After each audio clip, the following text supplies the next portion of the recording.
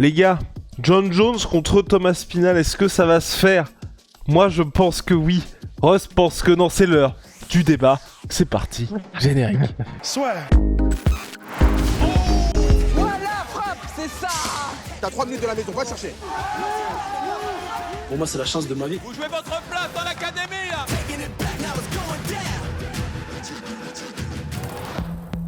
À cause de Dak. Déjà, premièrement...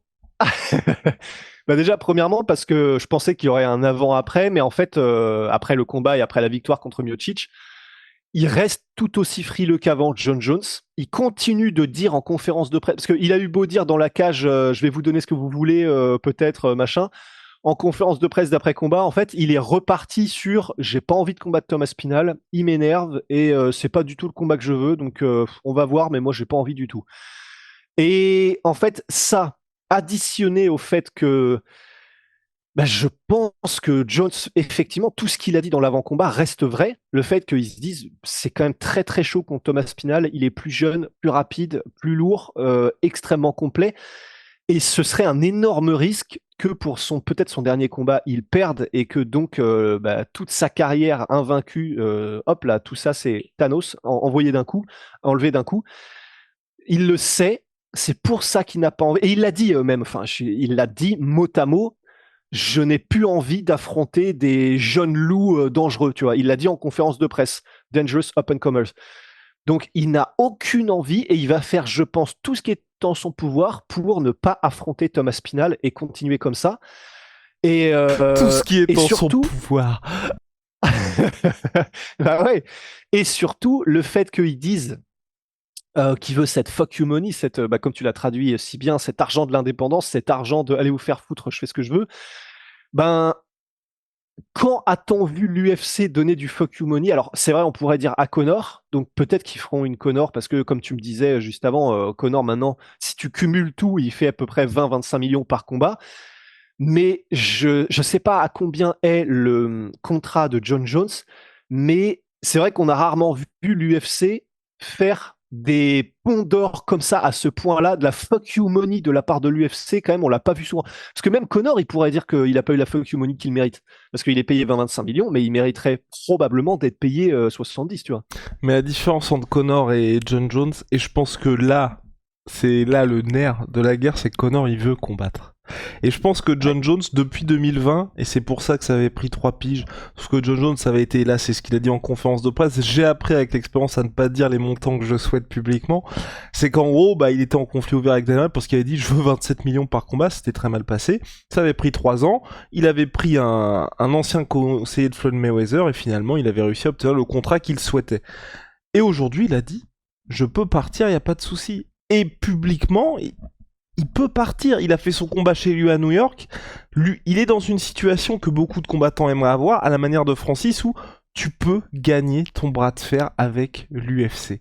Sauf qu'à la différence Est-ce qu'il peut vraiment partir?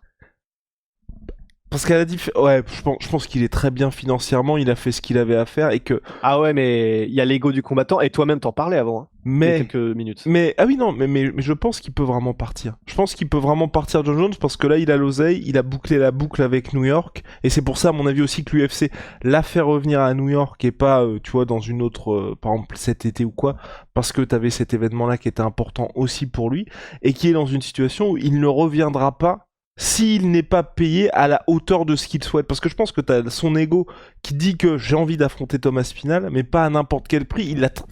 Pendant 3 piges, John Jones n'a pas combattu, tu vois. Et donc le fait qu'il ait pris 3 ans, que quand il revienne, il soit content, que depuis, t'avais plus ces discussions, tu vois, même là pour affronter Stipe, t'avais aucun moment où on parlait de négociations salariales, de choses comme ça. Là, il revient en disant, pour Thomas Spinal, par contre, faut vraiment ralasse les gars.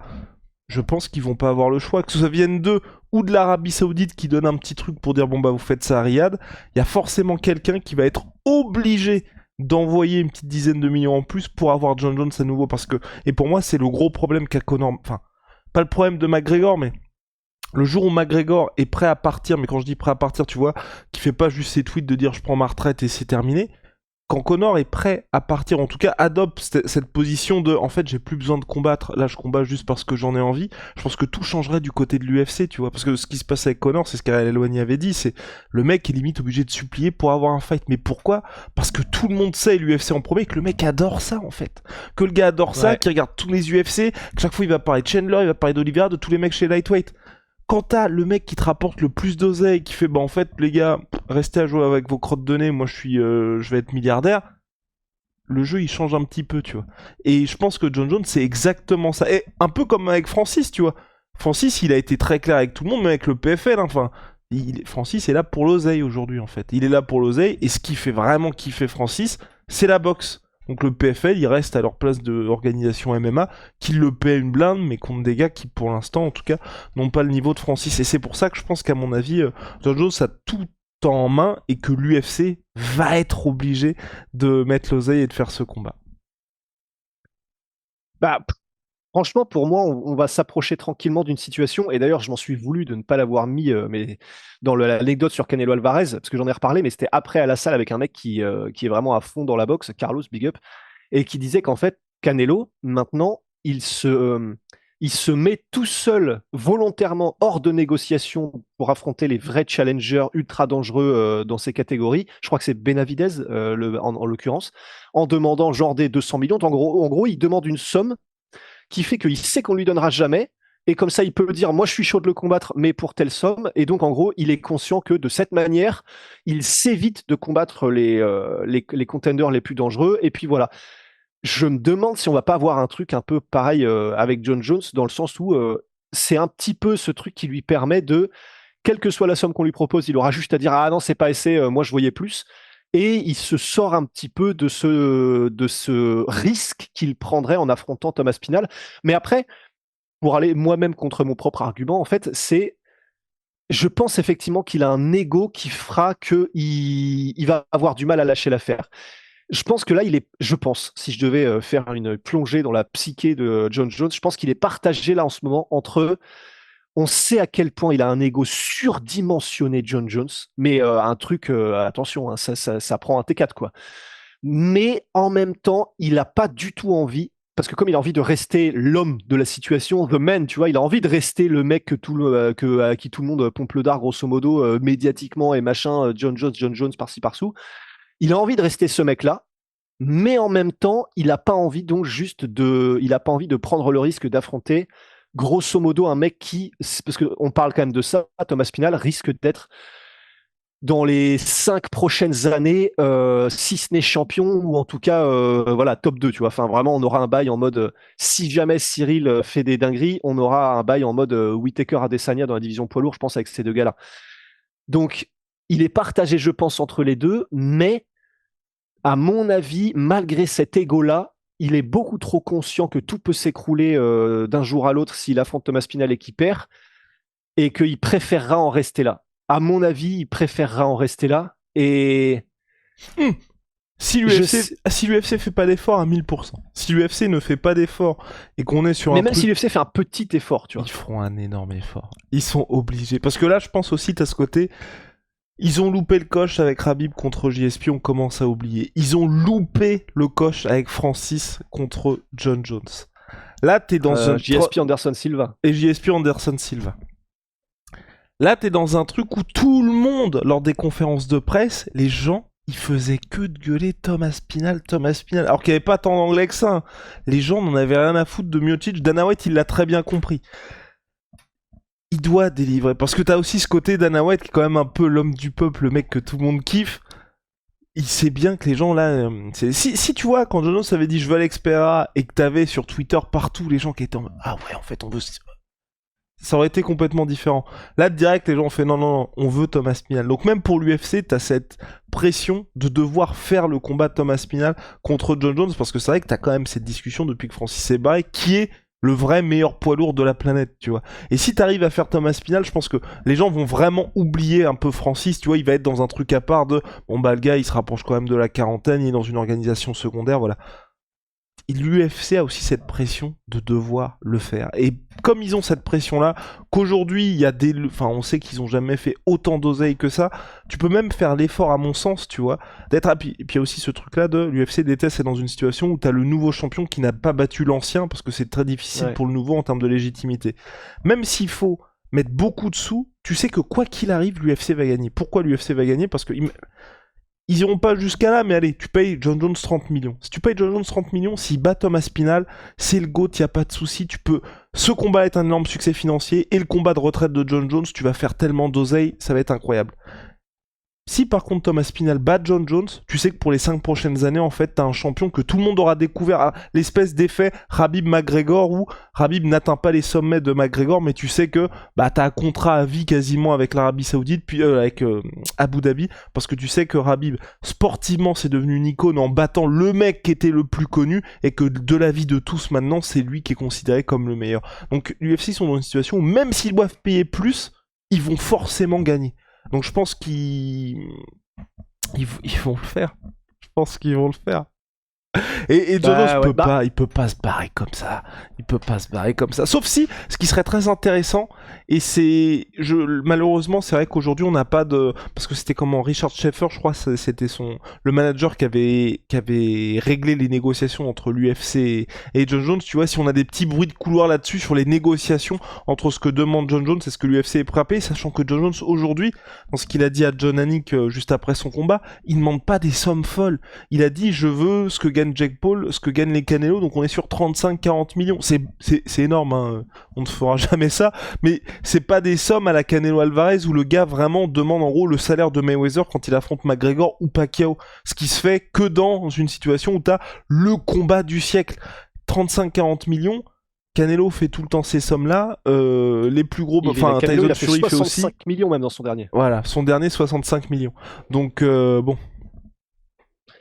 En fait, moi, la seule chose où je vois que ça peut arriver, si John Jones veut vraiment combattre Thomas Spinal, c'est effectivement, comme tu l'as dit, l'Arabie Saoudite. Parce que pour le coup, que l'Arabie Saoudite paye un événement que pour l'UFC 20 millions et qu'ils mettent en plus un surplus qui leur assure John Jones à l'Etihad ou quoi, non, ça c'est pas l'Arabie Saoudite, c'est les Émirats Arabes Unis, enfin oui, pardon.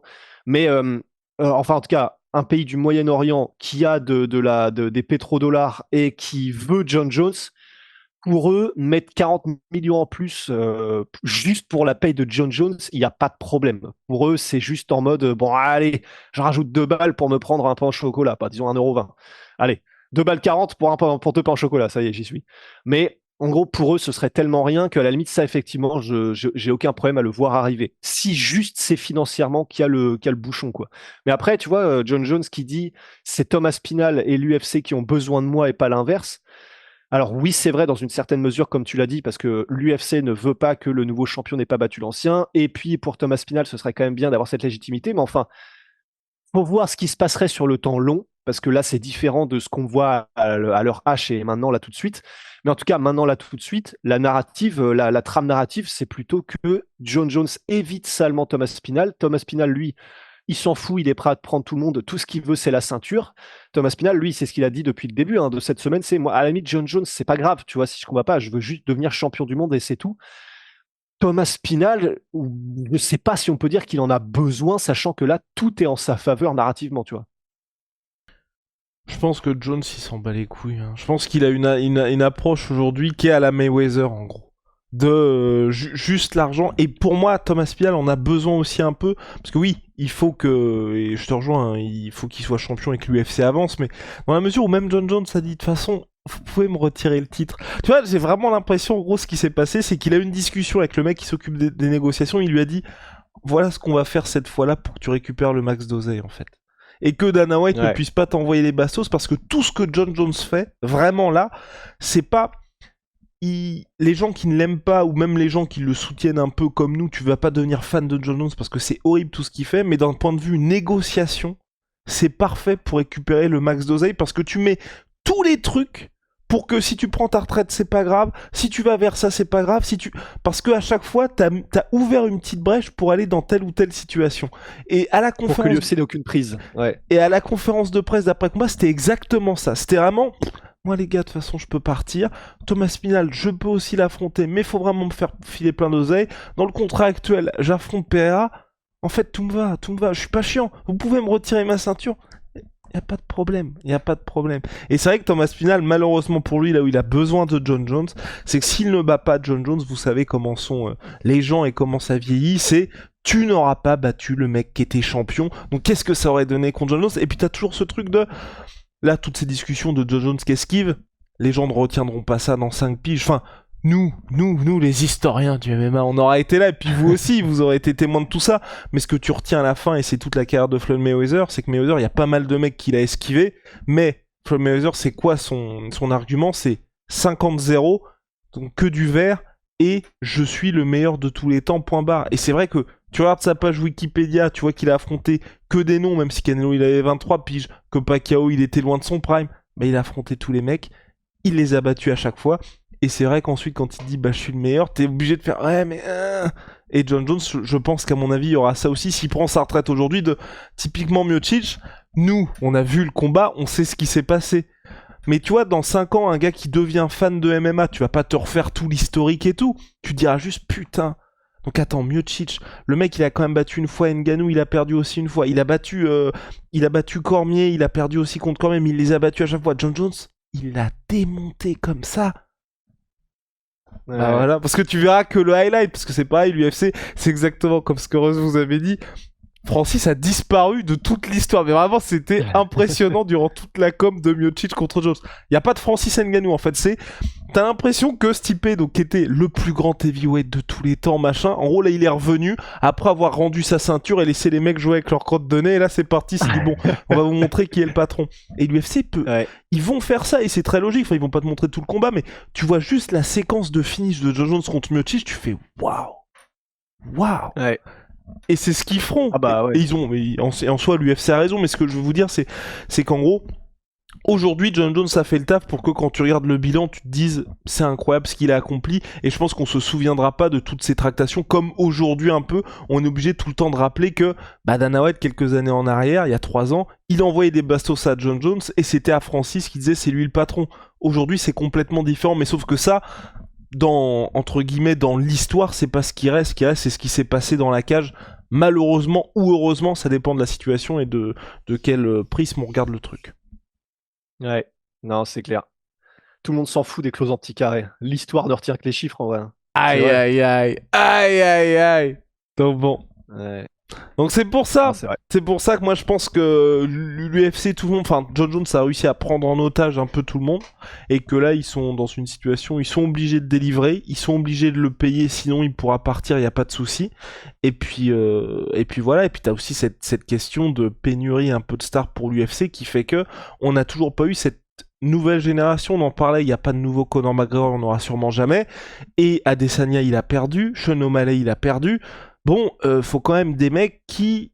Là, il y a le calendrier de l'UFC qui est sorti, le début du calendrier de l'UFC qui est sorti pour la première moitié de 2025. Ça va être un peu de la merde, hein, les combats, hein, ou les gros combats qui nous excitent un peu, c'est typiquement Ankalaev Pereira. Il y a nous, vous qui regardez les gros événements et qui regardez ce podcast-là, mais vos potes qui regardent les gros trucs, ils seront pas là. Et pour l'UFC, il y a un moment donné, c'est aussi un business, donc il faut faire rentrer l'oseille. Et pour faire rentrer l'oseille, il faut des superstars. Quand t'en as pas, et que les mecs qui doivent revenir ne sont pas là, c'est un peu compliqué, parce qu'aujourd'hui, on est dans une situation... C'est Ilia Topuria à la relève, mais je pense pas qu'Ilia Topuria, encore aujourd'hui, soit une superstar aux États-Unis, parce que c'est là qu'il y a l'essentiel de l'argent. Et je pense pas encore que ce soit une superstar. Donc ils ont aussi cette pression-là, à mon sens, de bon, quand ils vont faire leur renégociation avec ESPN ou avec Netflix ou peu importe le diffuseur où ils seront, t'es obligé de marquer dans ton calendrier, tu vois, de dire bon bah il y a 3 fois par an en fait les gars là, tout le monde va être content, vous inquiétez pas. L'équivalent là, c'est comme s'il y avait le foot, mais t'as pas le Classico ou la finale de la Champions League, peu importe. Si t'as pas ça et que t'es en fait là cette date là marquée là parce que c'est le grand retour de Merab, je pense que ça va être un peu difficile. Et c'est pour ça que l'UFC ils sont dans cette situation aussi. C'est pour ça qu'à mon avis Conor ils disent qu'il va faire son retour fin 2025 parce qu'il lui reste 2 combats sur son contrat. Donc t'assures au nouveau diffuseur un combat minimum de Conor. D'être dans une situation où tu dis bon bah cette année il y a 2 fois il y aura Jones qui revient là, il y a Conor et les mecs se disent ah oui ok. on sait qu'on paye une blinde pour l'UFC, mais rien que sur ces dates-là, on va se refaire. Si vous n'avez pas ça, c'est un petit peu difficile. Bah, c'est clair. Voilà. Même si là, on sait que l'UFC veut se défaire petit à petit du modèle pay-per-view, et parce que c'est tout à leur avantage, visiblement maintenant, bah, en attendant, ça reste quand même une des manières de montrer à un diffuseur potentiel la différence que tu peux faire. Et donc, en attendant qu'il se défasse complètement du modèle pay-per-view, il faut qu'il continue au moins donc d'ici au milieu d'année prochaine à envoyer sur quelques dates, quoi.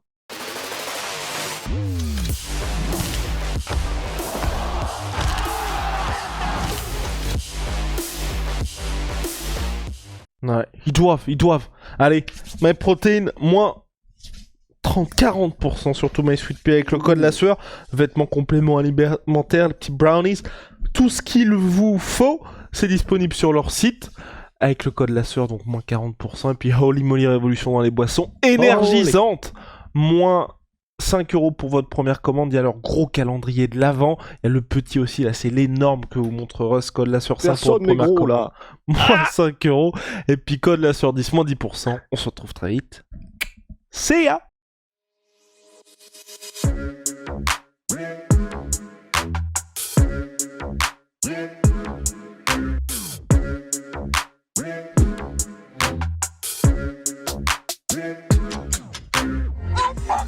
Come and